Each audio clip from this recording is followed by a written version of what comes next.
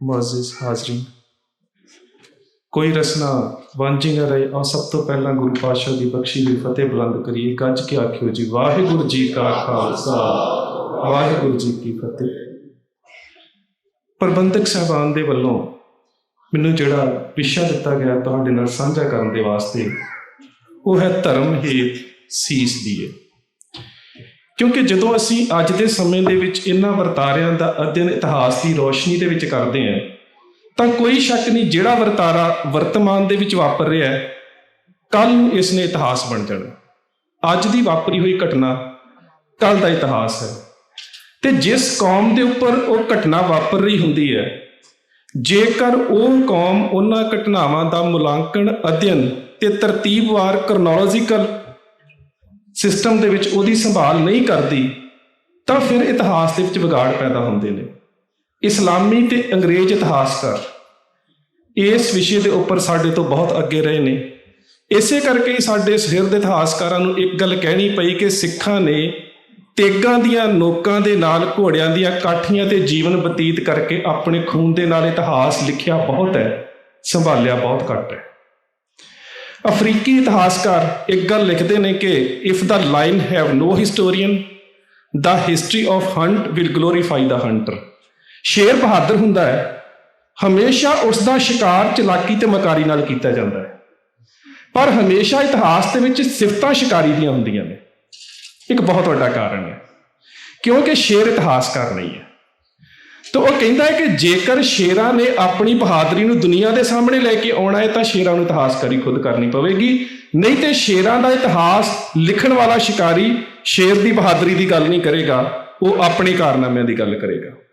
ਸੋ ਅੱਜ ਜਦੋਂ ਅਸੀਂ ਇਸ ਸਮੁੱਚੇ ਵਰਤਾਰੇ ਨੂੰ, ਕਿਉਂਕਿ ਖਾਸ ਕਰਕੇ ਨਵੰਬਰ ਮਹੀਨਾ ਜਦੋਂ ਵੀ ਆਉਂਦਾ ਹੈ ਤਾਂ ਸਮੁੱਚੀ ਸਿੱਖ ਕੌਮ ਦੇ ਹਿਰਦੇ ਵਲੂੰਧਰੇ ਹੁੰਦੇ ਨੇ।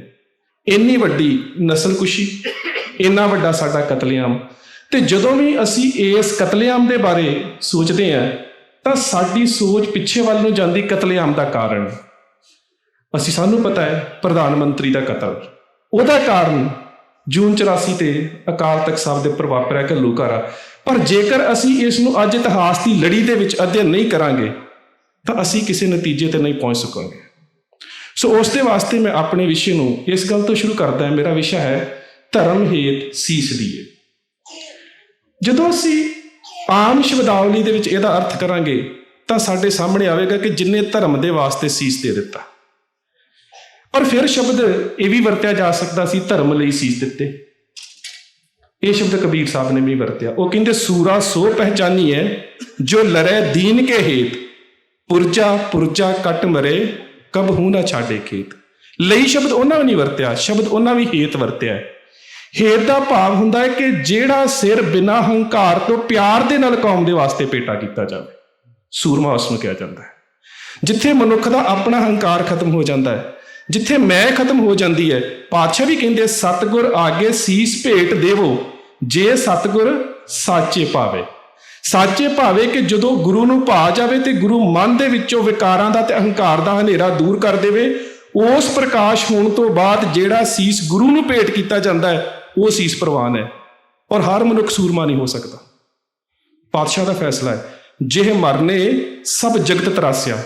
ਮੌਤ ਤੋਂ ਅਸੀਂ ਸਾਰੇ ਡਰਦੇ ਹਾਂ, ਪਰ ਜਿਹੜੀ ਸ਼ਹਾਦਤ ਦੀ ਮੌਤ ਹੈ ਇਹ ਕਿਸੇ ਕਿਸੇ ਦੇ ਹਿੱਸੇ ਆਉਂਦੀ ਹੈ। ਮੌਤ ਤੋਂ ਸਾਰਾ ਸੰਸਾਰ ਹੀ ਡਰਦਾ। ਕਬੀਰ ਸਾਹਿਬ ਨੇ ਫੈਸਲਾ ਦੇ ਦਿੱਤਾ ਹੈ ਜਿਹੇ ਮਰਨੇ ਸਭ ਜਗਤ ਤਰਾਸਿਆ, ਸੋ ਮਰਨਾ ਗੁਰ ਸ਼ਬਦ ਪ੍ਰਗਾਸਿਆ। ਪਰ ਕਹਿੰਦੇ ਇੱਕ ਮੌਤ ਐਵੇਂ ਦੀ ਹੈ ਕਿਤੇ ਗੁਰੂ ਕਿਰਪਾ ਕਰ ਦੇਵੇ ਨਾ ਤੇ ਫਿਰ ਉਸ ਮੌਤ ਦੇ ਵਿੱਚ ਵੀ ਮਨੁੱਖ ਨੂੰ ਪ੍ਰਕਾਸ਼ ਨਜ਼ਰ ਆਉਂਦਾ ਹੈ। ਉਹ ਮੌਤ ਸ਼ਹਾਦਤ ਹੈ। ਕਹਿੰਦੇ ਜਦੋਂ ਉਹ ਪ੍ਰਕਾਸ਼ ਨਜ਼ਰ ਆਉਂਦਾ ਹੈ ਫਿਰ ਕਹਿੰਦੇ ਮਰਨੋ ਮਰਨ ਕਹੇ ਸਭ ਕੋਈ, ਸਹਿਜੇ ਮਰੇ ਅਮਰ ਹੋਏ ਸੋਈ। ਕਹਿੰਦੇ ਫਿਰ ਮਰਨ ਨੂੰ ਦਿਲ ਕਰਦਾ ਹੈ। ਫਿਰ ਕਹਿ ਕਬੀਰ ਮਨ ਭਇਆ ਆਨੰਦਾ, ਗਇਓ ਭਰਮ ਰਹਿਓ ਪਰਮ ਆਨੰਦਾ। ਜਿਹੜਾ ਜ਼ਿੰਦਗੀ ਜੀਣ ਦੇ ਵਿੱਚ ਭਰਮ ਦਾ ਹਨੇਰਾ ਸੀ ਉਹ ਦੂਰ ਹੋ ਗਿਆ ਤੇ ਗਿਆਨ ਦਾ ਪ੍ਰਕਾਸ਼ ਹੋ ਗਿਆ। ਜਦੋਂ ਉਹ ਅਵਸਥਾ ਆ ਜਾਂਦੀ ਹੈ ਫਿਰ ਇਹ ਸੀਸ ਗੁਰੂ ਦੇ ਧਰਮ ਦੇ ਧਾਰਮਿਕ ਕਿਰਿਆਵਾਂ ਦੇ ਹੇਤ ਗੁਰੂ ਨੂੰ ਭੇਟਾ ਕੀਤਾ ਜਾਂਦਾ ਹੈ। ਤੇ ਉਸ ਸੀਸ ਭੇਟ ਕਰਨ ਵਾਲੇ ਦੀ ਸਿੱਖ ਧਰਮ ਦੇ ਵਿੱਚ ਡੈਫੀਨੇਸ਼ਨ ਹੈ ਸੂਰਾ। ਤੇ ਸੂਰੇ ਦੀਆਂ ਬਹੁਤ ਜਿਹੜੀਆਂ ਵਿਆਖਿਆਵਾਂ ਨੇ, ਪਰਿਭਾਸ਼ਾਵਾਂ ਨੇ, ਸਾਹਿਬ ਸ੍ਰੀ ਗੁਰੂ ਗ੍ਰੰਥ ਸਾਹਿਬ ਮਹਾਰਾਜ ਦੇ ਵਿੱਚ ਦਰਜ ਨੇ। ਪਾਤਸ਼ਾਹ ਕਹਿੰਦੇ ਨੇ ਉਹ ਵੀ ਸੂਰਾ ਹੈ ਜਿਨ ਮਿਲ ਮਾਰੇ ਪੰਚ ਸੂਰ ਵੀਰ, ਐਸੋ ਕੌਣ ਬਲੀ ਰੇ। ਸਭ ਤੋਂ ਪਹਿਲਾਂ 5 ਵਿਕਾਰਾਂ ਦੇ ਉੱਪਰ ਕਾਬੂ ਪਾਉਣਾ ਸੂਰਮੇ ਦਾ ਪਹਿਲਾ ਕੰਮ।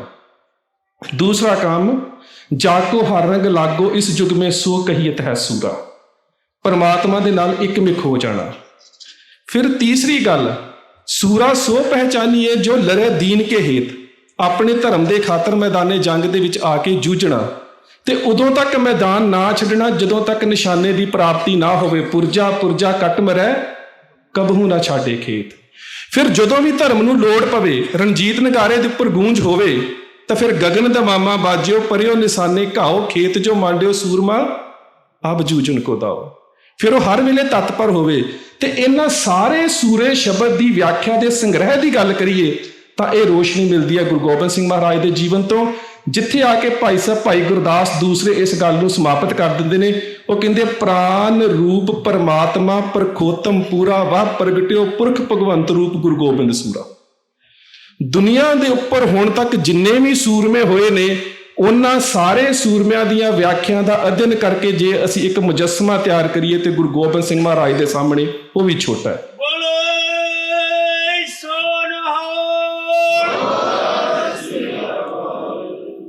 ਸੋ ਇਹ ਮੇਰੇ ਵਿਸ਼ੇ ਦੀ ਆਰੰਭਤਾ ਸੀ ਕਿ ਸੂਰਮੇ ਹੀ ਧਰਮ ਦੇ ਹੀਤ ਸੀਸ ਦੇ ਸਕਦੇ ਨੇ, ਕਿਉਂਕਿ ਸੂਰੇ ਦੇ ਵਾਸਤੇ, ਧਰਮ ਲਈ ਸੀਸ ਦੇਣ ਦੇ ਵਾਸਤੇ ਪਹਿਲਾਂ ਆਪਣਾ ਆਪਾਂ ਗੁਰੂ ਨੂੰ ਸਮਰਪਣ ਕਰਨਾ ਪੈਂਦਾ। ਸੋ ਇਹ ਮੇਰਾ ਵਿਸ਼ਾ ਸੀ, ਧਰਮ ਹੇਤ ਸੀਸ ਦੀਏ। ਇਸ ਤੋਂ ਅਸੀਂ ਅਗਲੇ ਪੜਾਅ ਤੇ ਚੱਲਦੇ ਹਾਂ। ਉਹ ਹੈ ਕਿ ਜਦੋਂ ਅਸੀਂ ਦਿੱਲੀ ਦੇ ਵਿੱਚ ਜਿਹੜੀ ਸਾਡੀ ਨਸਲਕੁਸ਼ੀ ਹੈ, ਮੈਂ ਇੱਥੋਂ ਪਿੱਛੇ ਨੂੰ ਚੱਲਾਂਗਾ ਜੂਨ 84 ਦੇ ਘੱਲੂਘਾਰੇ ਤੱਕ। ਜਦੋਂ ਅਸੀਂ ਇਸ ਨਸਲਕੁਸ਼ੀ ਦਾ ਅਧਿਐਨ ਕਰਦੇ ਹਾਂ ਤਾਂ 1947 ਤੋਂ ਬਾਅਦ ਦੇ ਵਿੱਚ ਹਿੰਦੁਸਤਾਨ ਦੇ ਵਿੱਚ ਸੰਪਰਦਾਈ ਦੰਗੇ 307 ਵਾਰ ਹੋਏ ਨੇ। ਇਹਨਾਂ 307 ਵਾਰ ਹੋਏ ਦੰਗਿਆਂ ਦੇ ਵਿੱਚ ਕਿਸੇ ਨਾ ਕਿਸੇ ਕੌਮੀਅਤ ਦਾ ਨੁਕਸਾਨ ਹੋਇਆ ਹੈ, ਪਰ ਇਹ ਧਰਮਾਂ ਦੇ ਆਪਸੀ ਝਗੜੇ ਵੀ ਨੇ ਤੇ ਦੋ ਧਰਮਾਂ ਦੇ ਆਪਸੀ ਝਗੜੇ ਵੀ ਨੇ, ਮੁਹੱਲੇ ਦੀਆਂ ਲੜਾਈਆਂ ਵੀ ਨੇ, ਸ਼ਹਿਰ ਦੀਆਂ ਲੜਾਈਆਂ ਵੀ ਨੇ, ਅਕਸਾਊ ਲੜਾਈਆਂ ਵੀ ਨੇ, ਉਤੇਜਿਤ ਲੜਾਈਆਂ ਵੀ ਨੇ, ਜਿਨ੍ਹਾਂ ਨੂੰ ਦੰਗਿਆਂ ਦਾ ਨਾਮ ਦਿੱਤਾ ਗਿਆ। ਪਰ ਉਹਨਾਂ ਲੜਾਈਆਂ ਦੇ ਪਰਿਪੇਖ ਦੇ ਵਿੱਚ ਹੀ ਅਸੀਂ ਵੀ ਇਸ ਸ਼ਬਦ ਨੂੰ, ਇਸ ਪਰਿਭਾਸ਼ਾ ਨੂੰ ਸਵੀਕਾਰ ਕਰ ਲਿਆ ਮਾਨਸਿਕ ਤੌਰ ਤੇ ਕਿ ਸ਼ਾਇਦ 1984 ਨਵੰਬਰ ਦੇ ਵਿੱਚ ਦੰਗੇ ਹੋਏ। ਇਹ ਦੰਗੇ ਨਹੀਂ ਸੀ, ਇਹ ਨਸਲਕੁਸ਼ੀ ਸੀ। ਇਹ ਸਾਜ਼ਿਸ਼ੀ ਵਿਧੀ ਦੇ ਨਾਲ ਇਹਨਾਂ 1947 ਤੋਂ ਬਾਅਦ ਦੇ ਸਾਲਾਂ ਦੇ ਵਿੱਚ ਦੋ ਕੌਮੀਅਤਾਂ ਦੀ ਨਸਲਕੁਸ਼ੀ ਹੋਈ ਹੈ, ਜਿਹਨੂੰ ਜੀਨੋਸਾਈਡ ਦੇ ਨਾਂ ਦੇ ਨਾਲ ਅਸੀਂ ਯਾਦ ਕਰਦੇ ਹਾਂ। ਉਸ ਨਸਲਕੁਸ਼ੀ ਦਾ ਪਹਿਲਾ ਸ਼ਿਕਾਰ ਹੋਏ ਨੇ ਨਵੰਬਰ 84 ਦੇ ਵਿੱਚ ਸਿੱਖ ਤੇ ਉਸ ਤੋਂ ਬਾਅਦ ਗੁਜਰਾਤ ਦੇ ਵਿੱਚ ਮੁਸਲਮਾਨ, ਜਿਨ੍ਹਾਂ ਦੇ ਵਿੱਚ ਨਸਲਕੁਸ਼ੀ ਕਰਨ ਦਾ ਬਿਲਕੁਲ ਇੱਕੋ ਹੀ ਤਰੀਕਾ ਅਪਣਾਇਆ ਗਿਆ।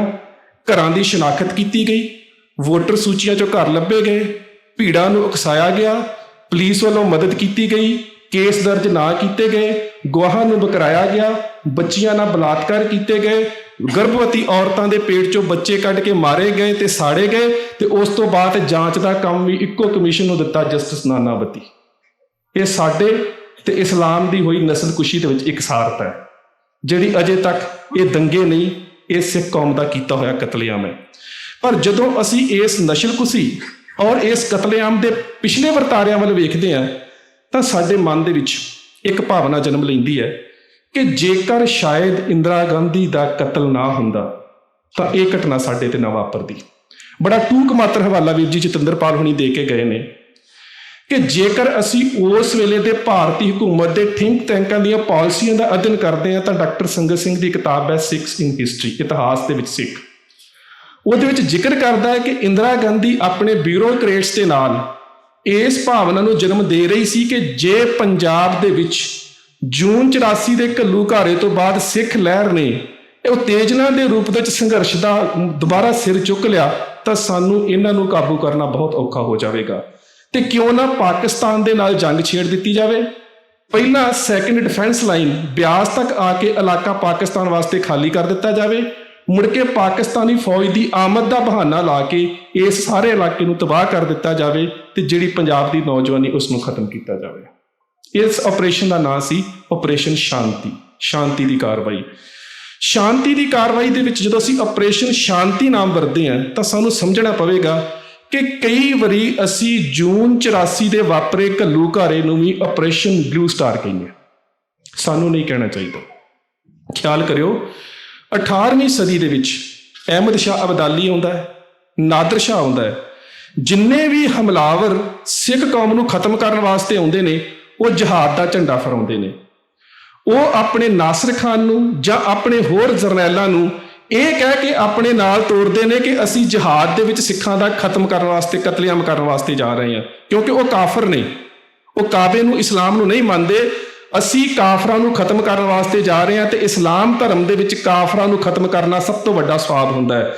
ਤੇ ਤੁਸੀਂ 18ਵੀਂ ਸਦੀ ਦੇ ਵਿੱਚ ਸਿੱਖਾਂ ਦੀਆਂ ਲਿਖਤਾਂ ਜਾਂ ਉਸ ਤੋਂ ਬਾਅਦ ਦੀਆਂ ਲਿਖਤਾਂ, ਚਾਹੇ ਉਹ ਮਹਿਮਾ ਪ੍ਰਕਾਸ਼ ਵਾਰਤਕ ਹੈ, ਚਾਹੇ ਸ੍ਰੀ ਗੁਰੂ ਸੋਭਾ ਹੈ, ਚਾਹੇ ਉਸ ਤੋਂ ਬਾਅਦ ਦੇ ਲਿਖੇ ਸਰੋਤ ਨੇ, ਕਦੀ ਸਿੱਖਾਂ ਨੇ ਕਿਹਾ ਕਿ ਜਹਾਦ ਦੇ ਵਿੱਚ ਇੰਨੇ ਸਿੱਖ ਕਤਲ ਕੀਤੇ ਗਏ? ਸਿੱਖਾਂ ਨੇ ਕਦੀ ਇਹ ਸ਼ਬਦ ਨਹੀਂ ਵਰਤਿਆ। ਸਿੱਖਾਂ ਨੇ ਘੱਲੂਘਾਰੇ ਸ਼ਬਦ ਵਰਤਿਆ।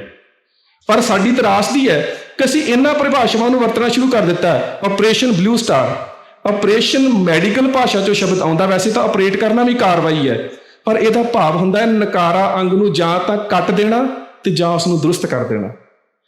ਇਹ ਭਾਰਤੀ ਹਕੂਮਤ ਦਾ ਸ਼ਬਦ ਸੀ, ਸਾਡਾ ਸ਼ਬਦ ਨਹੀਂ ਸੀ। ਸੋ ਉੱਥੇ ਸਾਡਾ ਸ਼ਬਦ ਸੀ, ਸਾਡੇ ਨਾਲ ਕੀ ਵਾਪਰਿਆ? ਇਹ ਘੱਲੂਘਾਰਾ। ਪਰ ਇਸ ਘੱਲੂਘਾਰੇ ਦੇ ਵਿੱਚ ਫਿਰ ਅਸੀਂ ਆਪਣੇ ਆਪ ਨੂੰ ਦੋਸ਼ੀ ਗਰਦਾਨ ਲਿਆ। ਜਦੋਂ ਅਸੀਂ ਪਿਛੋਕੜ ਤੋਂ ਸ਼ੁਰੂ ਹੁੰਦੇ ਹਾਂ, ਕਿਉਂਕਿ ਇਤਿਹਾਸ ਦੀ ਰੌਸ਼ਨੀ ਦੇ ਵਿੱਚ ਅਸੀਂ ਸਾਰੇ ਵਰਤਾਰੇ ਦਾ ਅਧਿਐਨ ਕਰਨਾ, ਜੇ ਨਹੀਂ ਕਰਾਂਗੇ ਇਹਦਾ ਮੁਲਾਂਕਣ ਨਹੀਂ ਕਰ ਸਕਾਂਗੇ। ਅਸੀਂ ਆਪਣੇ ਆਪ ਨੂੰ ਦੋਸ਼ੀ ਸਿੱਧ ਕਰ ਲਿਆ। ਇਹਦੇ 'ਚ ਅਸੀਂ ਦੋਸ਼ ਕੀ ਲਾ ਲਿਆ ਕਿ ਜੇਕਰ ਹਰਿਮੰਦਰ ਸਾਹਿਬ ਦੀ ਮੋਰਚਾਬੰਦੀ ਨਾ ਕੀਤੀ ਜਾਂਦੀ, ਸ਼ਾਇਦ ਇਹ ਵਰਤਾਰਾ ਨਹੀਂ ਸੀ ਵਾਪਰਨਾ। ਬਿਲਕੁਲ ਗਲਤ ਹੈ ਸਾਡੀ ਧਾਰਨਾ। ਇਹ ਵਰਤਾਰਾ ਫਿਰ ਵੀ ਵਾਪਰਨਾ ਸੀ, ਕਿਉਂਕਿ ਇਹ ਲੜਾਈ ਕੇਵਲ ਤੇ ਕੇਵਲ ਸੰਤ ਜਰਨੈਲ ਸਿੰਘ ਦੀ ਨਹੀਂ ਸੀ। ਇਹ ਦੋ ਵਿਚਾਰਧਾਰਾਵਾਂ ਦੀ ਲੜਾਈ ਸੀ। ਜਿਹੜੀ ਵਿਚਾਰਧਾਰਾ ਦੀ ਲੜਾਈ ਉਦੋਂ ਸ਼ੁਰੂ ਹੋ ਗਈ ਸੀ ਜਿਸ ਦਿਨ ਗੁਰੂ ਨਾਨਕ ਸਾਹਿਬ ਨੇ 7 ਸਾਲ ਦੀ ਉਮਰ ਦੇ ਵਿੱਚ ਜਨੇਊ ਪਾਉਣ ਤੋਂ ਇਨਕਾਰ ਕਰ ਦਿੱਤਾ ਸੀ। ਇੱਕ ਵਿਚਾਰਧਾਰਾ ਦੀ ਜੰਗ ਹੈ। ਇੱਕ ਉਹ ਵਿਚਾਰਧਾਰਾ ਹੈ ਜਿਹੜੀ ਦਲਿਤਾਂ ਨੂੰ ਆਪਣਾ ਗੁਲਾਮ ਬਣਾ ਕੇ ਰੱਖਣਾ ਚਾਹੁੰਦੀ ਹੈ। ਇੱਕ ਉਹ ਵਿਚਾਰਧਾਰਾ ਹੈ ਜਿਹੜੀ ਦਲਿਤਾਂ ਨੂੰ ਖੰਡੇ ਬਾਟੇ ਦੀ ਪਾਹੁਲ ਦੇ ਕੇ ਉਸ ਬ੍ਰਾਹਮਣਵਾਦ ਦੇ ਸਾਹਮਣੇ ਖੜਾ ਕਰਨਾ ਚਾਹੁੰਦੀ ਹੈ, ਜਿੱਥੇ ਗੁਰੂ ਗੋਬਿੰਦ ਸਿੰਘ ਮਹਾਰਾਜ ਵੰਗਾਰ ਕੇ ਕਹਿ ਰਹੇ ਨੇ ਕਿ ਜਿਨਕੀ ਜਾਤ ਪਾਤ ਕੁਲ ਮਾਹੀ, ਸਰਦਾਰੀ ਨਾ ਭਈ ਕਦਾਹੀ, ਤਿਨਹੀ ਕੋ ਸਰਦਾਰ ਬਣਾਉ, ਤਬੇ ਗੋਬਿੰਦ ਸਿੰਘ ਨਾਮ ਕਹਾਉ। ਇਹਨਾਂ ਦੋ ਵਿਚਾਰਧਾਰਾਂ ਦੀ ਆਪਸ 'ਚ ਕਦੀ ਸਾਂਝ ਹੋ ਹੀ ਨਹੀਂ ਸਕਦੀ। ਸੋ ਇਹ ਵਿਚਾਰਧਾਰਾਵਾਂ ਦੀ ਜੰਗ ਸੀ। ਅਕਾਲ ਤਖਤ ਸਾਹਿਬ ਨੂੰ ਨਿਸ਼ਾਨਾ ਕਿਉਂ ਬਣਾਇਆ ਗਿਆ? ਇਸ ਕਰਕੇ ਬਣਾਇਆ ਗਿਆ ਕਿ ਦਿੱਲੀ ਦੇ ਅਖੌਤੀ ਉਸ ਸਟੇਟ ਦਾ ਜਿਹੜਾ ਤਖਤ ਹੈ, ਉਸ ਤਖਤ ਨੂੰ ਜੇ ਕੋਈ ਵਿਚਾਰਧਾਰਾ ਚੈਲੰਜ ਕਰਦੀ ਹੈ ਤਾਂ ਸ੍ਰੀ ਅਕਾਲ ਤਖਤ ਸਾਹਿਬ ਦੀ ਵਿਚਾਰਧਾਰਾ ਹੈ।